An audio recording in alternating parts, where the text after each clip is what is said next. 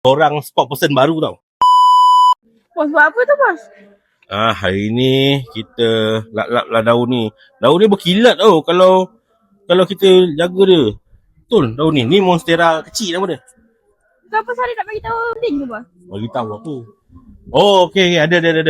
Orang ni kan, saya tengok lah dekat dalam tu.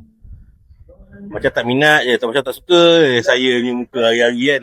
Okey, lepas ni kita ada orang baru yang akan teman korang kat media sosial, akan berhubung secara langsung dengan korang kat media sosial.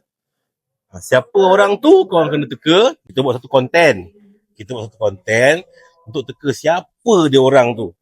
Clue dia, anak orang Jompo juga. Orang dia popular betul orang dia. Selalu yang muka dia keluar. Sama-sama dengan kita untuk dan secara live. Semualah dia. Muka dia akan selalu akan orang nampak kena datang ni. Siapa dia? Kalau betul dapat apa bos? Kalau betul, bagi apa lah?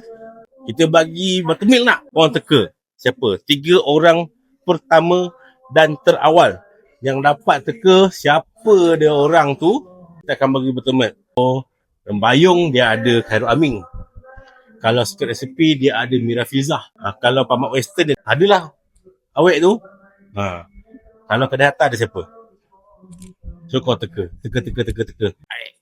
Ciao. Restoran Hatta di Bahau.